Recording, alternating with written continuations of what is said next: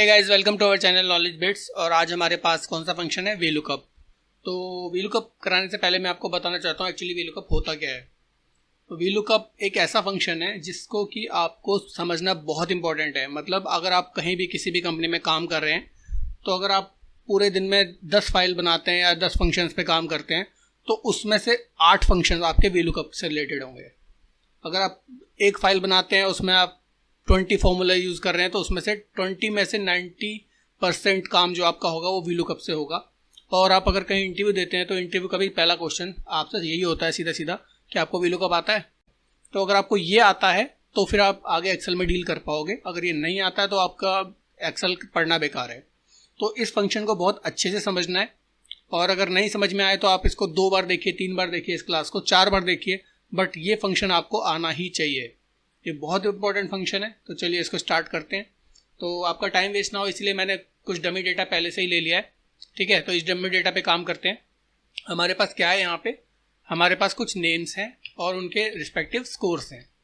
ठीक है, तो अब मुझे क्या चाहिए, जैसे मैं चाहता हूँ कि मैंने यहाँ पे ले रखा है नेम एंड स्कोर, तो मैं चाहता हूँ यहाँ पे मनोज का स्कोर आ जाए। ठीक है, तो वो कैसे आएगा, यहाँ पे मैं चाहता हूँ सुनील का स्कोर आ जाए। कितना है सुनील का स्कोर, 202। तो मैं चाहता हूँ यहाँ 202 आ जाए। तो वो हम कैसे करेंगे, वो हम वीलुकअप से करेंगे। तो चलिए देखते हैं वीलुकअप क्या है। जैसे मैं यहाँ पे वीलुकअप लगाता हूँ, ठीक है, तो जैसे ही मैं वीलुकअप में टैब प्रेस करता हूँ, अब ये रेफरेंस फॉलो करना है आपको।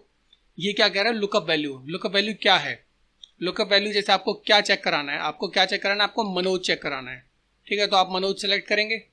अब किस में चेक कराना है, ये आपकी लुकअप वैल्यू है। ठीक है, ये लुकअप वैल्यू है मनोज। और किस में चेक कराना है, ये। तो इसको क्या बोलते हैं, जैसे आप यहाँ पे कोमा प्रेस करेंगे तो देखिए सेकंड आ रहा है टेबल एरे। तो मतलब किस टेबल में चेक कराना है, इस टेबल के अंदर चेक कराना है। तो हम इस टेबल को सिलेक्ट कर लेंगे, पूरी टेबल को आप ले लेंगे। ठीक है, क्योंकि हमें ये सारे नेम चेक कराना है तो हमें पूरी टेबल लेनी पड़ेगी, तो हम पूरी टेबल ले लेते हैं। उसके बाद जैसे ही कोमा प्रेस करेंगे, फिर क्या बोल रहा है, कॉलम इंडेक्स नंबर।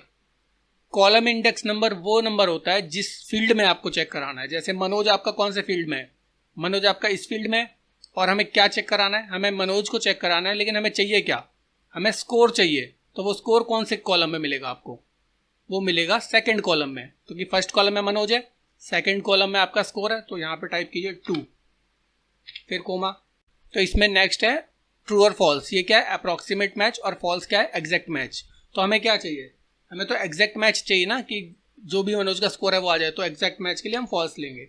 आप यहाँ पे फॉल्स ले लीजिए चाहे 0 ले लीजिए, एक ही बात है। तो मैं 0 डाल देता हूँ एंड देन ब्रैकेट क्लोज। जैसे ही मैं एंटर प्रेस करता हूँ तो मुझे 160 मिल गया। इस फॉर्मूले को ड्रैग कर देते हैं नीचे, एक मिस हो गया। ठीक है, तो हमें मिल गया स्कोर। वीरेंद्र का 105 है, राघवेंद्र का 246 है, सुनील का 202 है, मनोज का 160 है। तो ये हमें स्कोर मिल गया। ठीक है, ये तो रहा सिंपल तरीका। तो मैं अब आपको धीरे धीरे इसमें बताने जा रहा हूँ। धीरे धीरे मैं इसकी कॉम्प्लेक्सिटी बढ़ा दूंगा और मैं ये दिखाऊंगा कि वीलुकअप में कैसे कैसे हम कितना यूज़ कर सकते हैं। तो चलिए आगे बढ़ते हैं। ये तो सिंपल था, आई थिंक इसमें कोई ज़्यादा कॉम्प्लिकेशंस है नहीं समझने के लिए। चलिए नेक्स्ट करते हैं। ठीक है, अब मेरे पास दोबारा से यही डेटा है। तो इसमें एक्स्ट्रा क्या है, इसमें एम्प्लॉय आईडी मैंने एक्स्ट्रा ले लिया है। अब यहाँ पे वीलुकअप लगाते हैं दोबारा से। ठीक है, मैं यहाँ पे वीलुकअप लगा रहा हूँ, वीलुकअप। और क्या चेक कराना है मुझे, मनोज को चेक कराना है, स्कोर चाहिए मुझे यहाँ टेबल एरे में से। तो मैं जैसे इस टेबल एरे को सिलेक्ट करता हूँ, तो अब मैं कौन सा कॉलम लूँगा, स्कोर कौन से कॉलम में है, थर्ड कॉलम में, फर्स्ट, सेकंड एंड थर्ड। तो मैं यहाँ पे 3 लूँगा और 0 लूँगा। हमें एग्जैक्ट मैच चाहिए, 0 लूँगा। तो इससे आंसर आ जाएगा, नहीं, इससे आंसर नहीं आएगा। जैसे मैं एंटर प्रेस करता हूँ, ये NA दिखा रहा है। अब इसने मुझे NA क्यों दिया, उसका रीज़न क्या है, उसका रीज़न समझते हैं। NA इसने मुझे इसलिए दिया कि हमें जब भी वीलुकअप लगाना है और हमें जो चीज़ मैच करानी है, जैसे मुझे मनोज मैच कराना है, तो मुझे ये देखना पड़ेगा टेबल में मनोज कौन से कॉलम में है। ये फंक्शन हमारा कभी भी एक्सेल के कॉलम वाइज नहीं चलता है। मतलब A column, B column, C column ऐसे नहीं चलेगा। आपको कभी भी ये नहीं देखना कि A कॉलम में आ रहा है, B कॉलम में आ रहा है, आपको ये नहीं देखना। आपको ये देखना है कि मनोज अगर मैं वेरीफाई करा रहा हूँ तो मनोज कहाँ पे है, मनोज का वीलुकअप वैल्यू कहाँ से आ रही है। मनोज यहाँ B कॉलम में, तो मुझे मनोज से आपका टेबल लगाना पड़ेगा। ठीक है, मुझे मनोज से टेबल लगाना पड़ेगा, ना कि एम्प्लॉय आईडी से। तो मैं यहाँ अगर मनोज से लगाता हूँ, मैं इसको हटा देता हूँ। ठीक है, मैं यहाँ पे क्या करता हूँ, मैं वीलुकअप लगाता हूँ दोबारा से। मनोज मुझे चेक कराना है किस टेबल में, यहाँ से हम लेंगे कॉलम नंबर, इंडेक्स नंबर क्या है हमारा 2। कोमा 0, 0 एग्जैक्ट मैच के लिए, ठीक है। आगे वैल्यूज, तो ये है सेकेंड वे। मतलब आपको पता होना चाहिए कि आपको किस कॉलम से चेक कराना है। अगर आप एम्प्लॉय आईडी से कराएंगे तो आपका ये नहीं आएगा, आंसर नहीं आएगा, ठीक है। चलिए आगे बढ़ते हैं, ठीक है। तो ये सेकंड वे था कि आपको किस कॉलम से पिक करना है अपना डेटा। थर्ड वे पे देखते हैं। अब मेरे पास एक थर्ड वे है, ठीक है। ये क्या है, जैसे मेरे पास वही एम्प्लॉय आईडी वही स्कोर है और मेरे पास कुछ नेम है, तो चलिए इनका स्कोर निकाल लेते हैं VLOOKUP लगा के। मैं जैसे VLOOKUP लगाता हूँ, मुझे क्या चेक कराना है, मुझे ये नेम चेक कराना है, इस एरिया में चेक कराना है,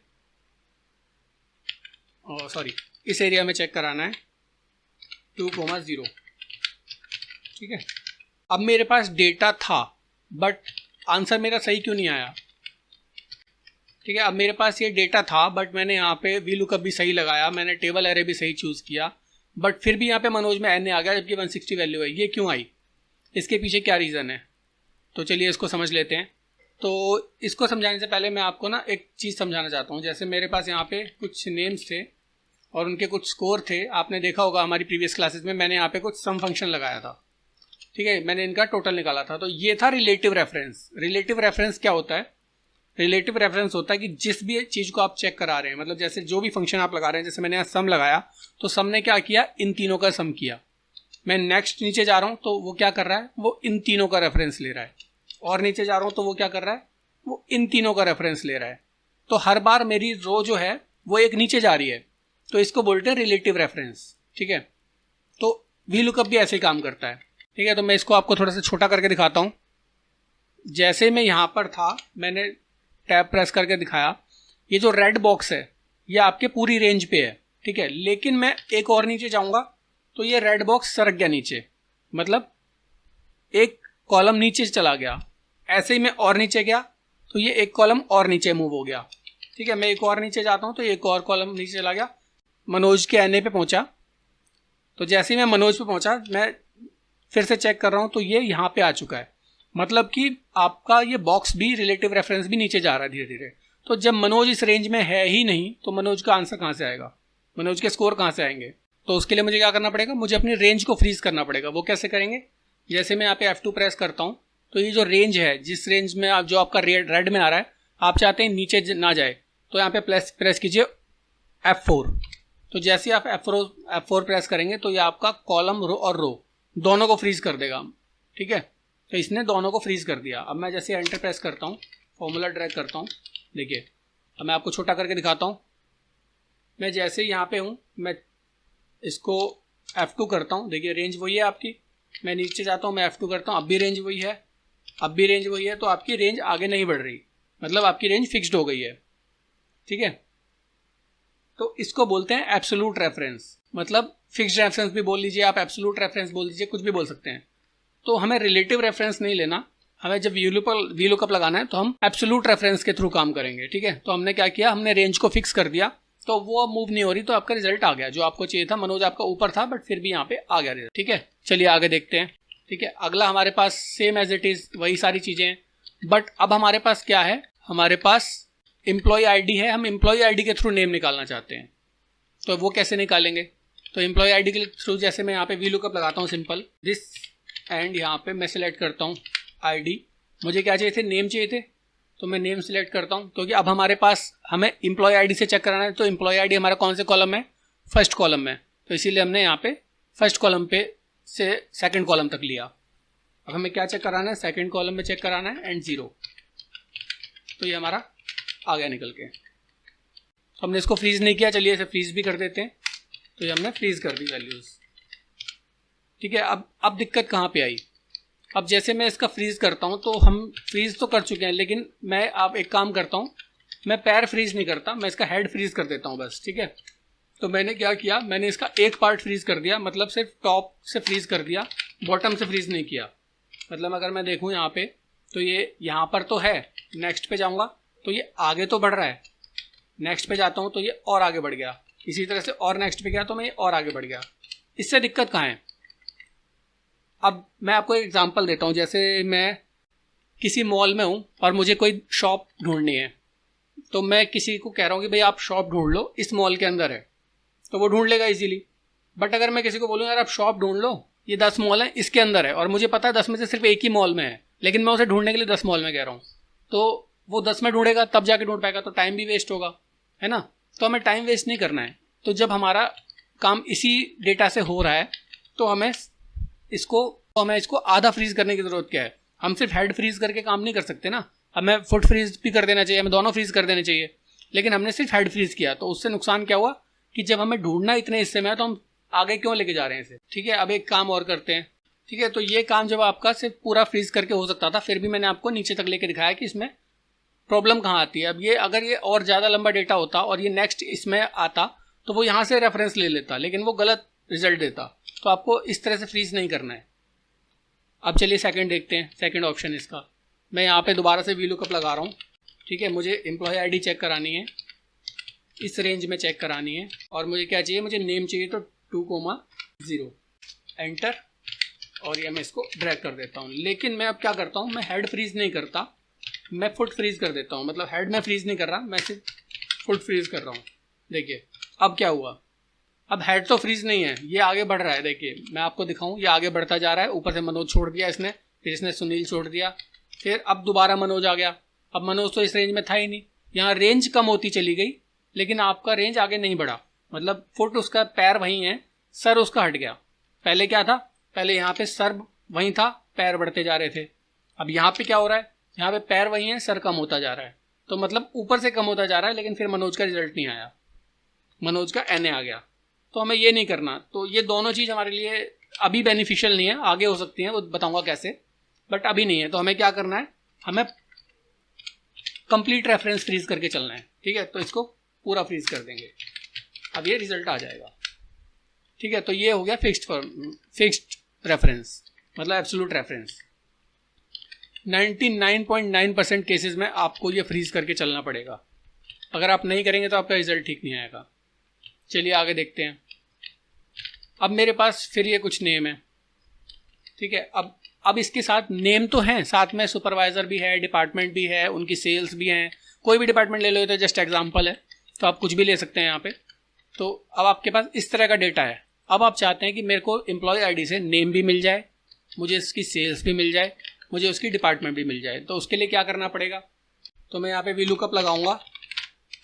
एम्प्लॉय आईडी चेक करानी है मुझे, इस रेंज में चेक करानी है, सेकंड कॉलम में से नेम चाहिए मुझे एंड 0, और मैं यहाँ पे मेरे को मनोज आ गया, मैं इसमें क्या करता हूँ, मैं इस रेंज को फ्रीज कर देता हूँ, क्योंकि मुझे इसी रेंज में चाहिए, तो मैं इसी को फ्रीज कर दूंगा। तो ये मेरा निकल के आ गया। अब मैं चाहता हूँ कि मैं सेल्स भी निकालूँ, तो सेल्स में भी मुझे ये सारे काम दोबारा करने पड़ेंगे। तो मैं यहाँ पे वीलुकअप लगाता हूँ। वीलुकअप, ये वैल्यू मुझे चेक करानी है, इस रेंज में चेक करानी है, और कौन से कॉलम में है, 5th कॉलम में है, और 0। तो मेरे पास सेल आ गई।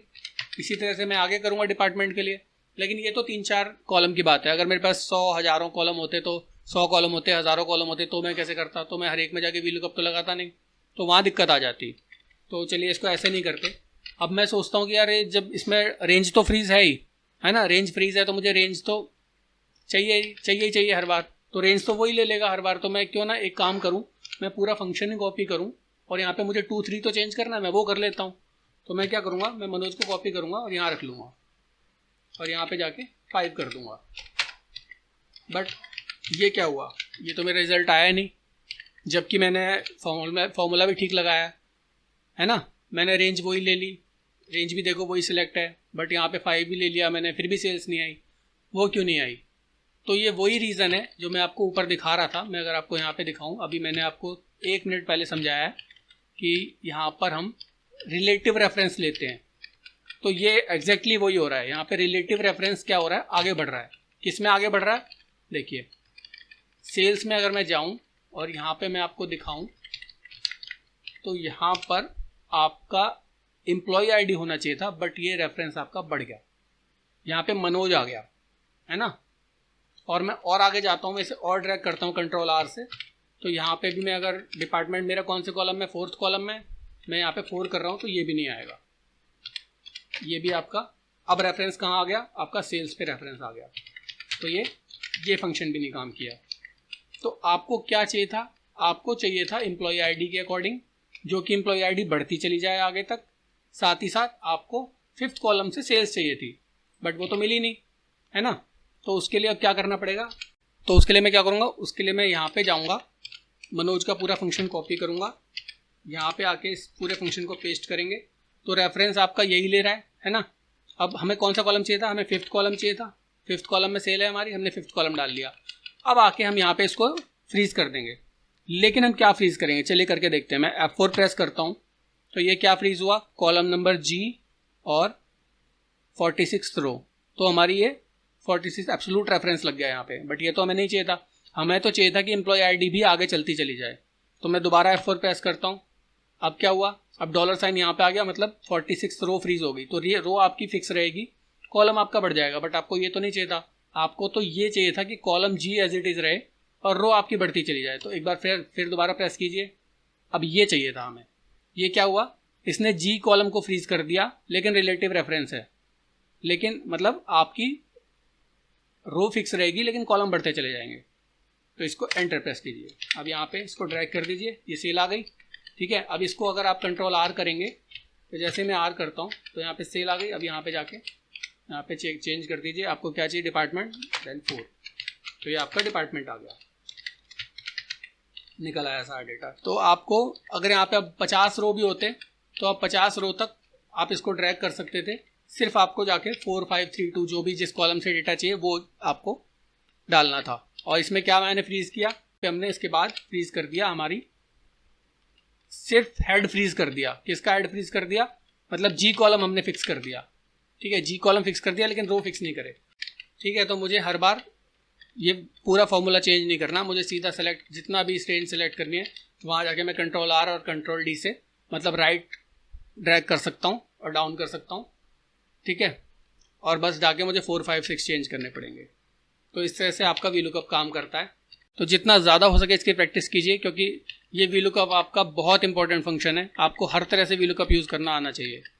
अब मुझे यहाँ पे कुछ भी निकालना होता तो मैं डायरेक्टली इजीली निकाल सकता हूँ। अब देखिए ये रेफरेंस तो सेलेक्ट हो रहा है, रेफरेंस तो ड्रैग हो रहा है, मतलब जो हमने एम्प्लॉय आईडी लिया ये ड्रैग हो रही है, बट आपका कॉलम रो वहीं की वहीं है। मतलब आपकी रो तो ड्रैग हो रही है लेकिन कॉलम चेंज नहीं हो रहा है। अगर मैं इसमें जाता हूँ तो इसमें भी कॉलम आपका वही ले रहा है ना, और रो आपकी हर बार बढ़ती जा रही है। तो इस तरह से आपको VLOOKUP लगाना है। मतलब आपकी रेंज तो फिक्स रहेगी, पर वो डिपेंड करेगा कि आपको रेंज कितनी फिक्स रखनी है। अगर आपका इतनी रेंज में काम हो रहा है और आपका डेटा बढ़ता है, आपको लगता है कि अब मेरा डेटा बढ़ रहा है हर बार, नीचे तक एक्सेल फाइल आपकी खाली है, तो आपको क्या करना पड़ेगा, आपको इस रेफरेंस के सिर्फ हेड फ्रीज करने पड़ेंगे। जैसे मैंने यहाँ पे हेड फ्रीज किया, इसी तरह से इसके हेड फ्रीज करने पड़ेंगे, ठीक है। तो वो नीचे तक ड्रैग होगा लेकिन आपकी हेड एज इट इज़ रहेगा, तो आपका डेटा आपको सही मिलेगा। तो जैसे भी आप यूज़ करना चाहें वैसे कर सकते हैं, बट आपको पता होना चाहिए कि आपको कैसे यूज़ करना है। तो यही तरीके होते हैं, इन्हीं तरह से VLOOKUP काम करता है। तो VLOOKUP ऐसे चलता है। चलिए HLOOKUP भी देख लेते हैं साथ ही साथ। जैसे मैं इस डेटा को ही कॉपी करता हूँ और मैं यहाँ पे इस डेटा को हॉरिजॉन्टली मैंने पेस्ट कर लिया। तो अब मुझे क्या चाहिए, मैं इसको ज़रा हाईलाइट कर लेता हूँ। अब मुझे ये चाहिए यहाँ से, ये चाहिए यहाँ से और ये चाहिए यहाँ से। मैं इन तीनों को कॉपी करता हूँ,